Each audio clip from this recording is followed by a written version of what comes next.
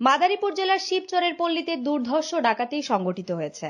বৃহস্পতিবার দিবাগত রাত ৩টার দিকে উপজেলার মাধবপুরের চর ইউনিয়নের বাখরের কান্দি এলাকায় অবসরপ্রাপ্ত ব্যাংক কর্মকর্তা হাজী মোহাম্মদ শাহজাহান মিয়ার বাড়িতে এ ডাকাতি সংঘটিত হয়। এ সময় অস্ত্রের মুখে পরিবারের সদস্যদের জিম্মি করে ৪ লাখ নগদ টাকা, ১৫ ভরি স্বর্ণালংকার, ৪টি মোবাইল ফোন ও ল্যাপটপ লুট করে ডাকাতরা। ভুক্তভোগীরা জানান, বৃহস্পতিবার দিবাগত গভীর রাতে গ্রিল কেটে ও জানালার গ্লাস ভেঙে ২ তলায় প্রবেশ করে ৮ থেকে ১০ জনের একটি ডাকাত দল। এরপর পরিবারে থাকা ২ শিশুসহ সবাইকে একটি কক্ষে আটকে রেখে হত্যার হুমকি দিয়ে লুটপাট শুরু করে। এক পর্যায়ে ভুক্তভোগীদের চিৎকার চেঁচামেচিতে প্রতিবেশীরা টের পেলে ডাকাতরা দ্রুত পালিয়ে যায়। স্থানীয় এলাকাবাসীরা জানান, সম্প্রতি সময়ে এলাকায় এ ধরনের আরও একাধিক ডাকাতির ঘটনা ঘটেছে।